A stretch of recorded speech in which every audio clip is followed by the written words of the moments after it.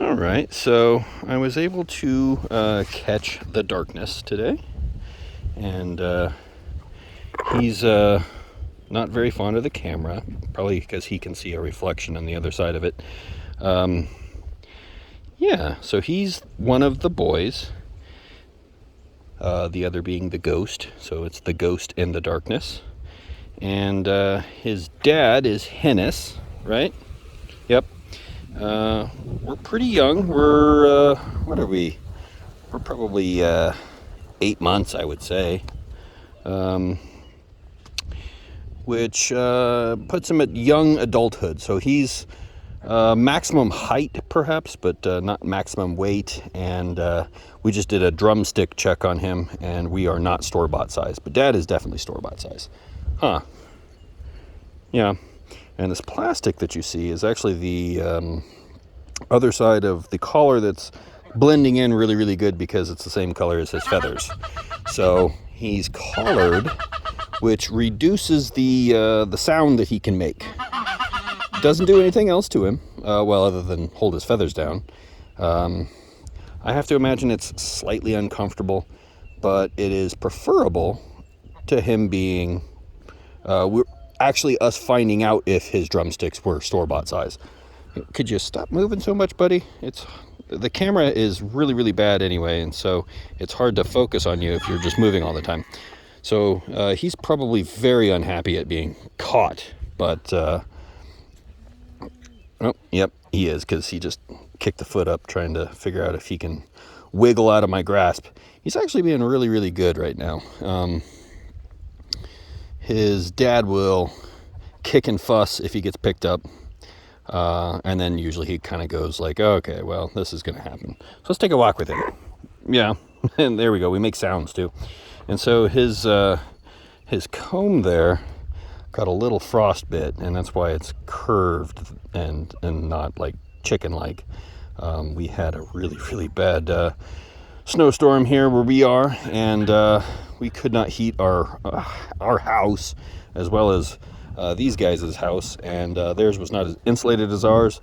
We moved them to the garage, but it was still really, really bad. So we didn't have any adult casualties, but the babies that we did have on hand at that time, they require like 90-degree weather, and I could not provide that with no power, and so they didn't make it. But other than losing a little bit of his comb, he did okay, and of course everybody else did pretty good. Actually, it was only really the male chickens that had any lasting effects, and when you're considering that we have goats and ducks, and, well, yes, I was going to mention the Muscovies. The Muscovies, which are duck-like and are actually from Brazil, they did totally fine, which is kind of surprising because they're a tropical species.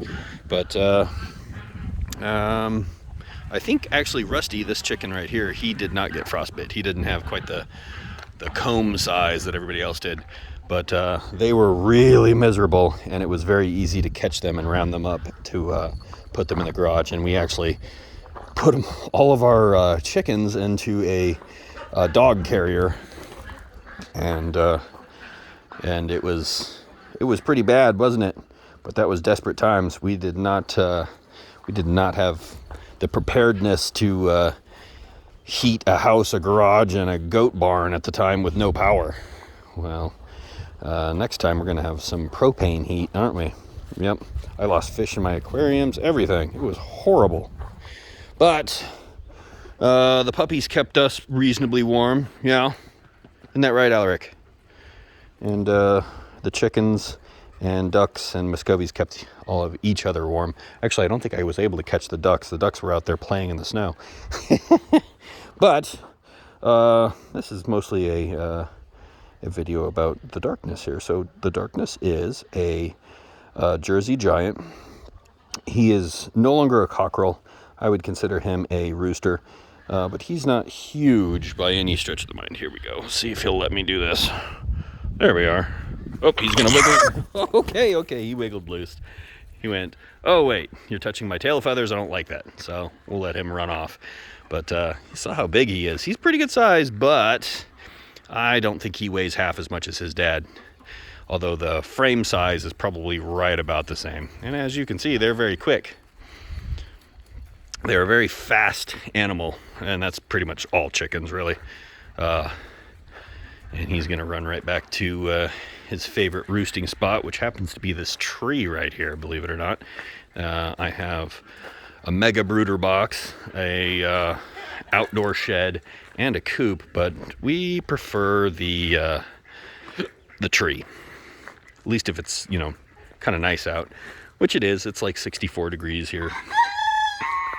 Yeah, and that's what it sounds like if they're collared, but they call. And I don't think that was him. I think that was his dad. His dad I did a little bit better of a job with. And there's his dad right there. That's Dad. Hey, you. And so when chickens are roosting at night, they'll let you get really close. So I can come right over here and touch this chicken. And it's still kind of early, so she's gonna fly off, but I can walk right up to and touch this chicken. And he is the chicken that dislikes being touched the most out of all of them. Even the one that I had a hold of, which hates being touched. And see, they're looking for a spot. This chicken here is looking for a spot. She is on the wrong side of that fence. Let's see. We'll peek in here at Tom and Scarlet too while we're over here. Well, hey Tom, how you doing, buddy? And Scarlet is sitting on eggs. That's a good goose. Well, this was supposed to be about my Jersey Giant boy, so I'm going to end it.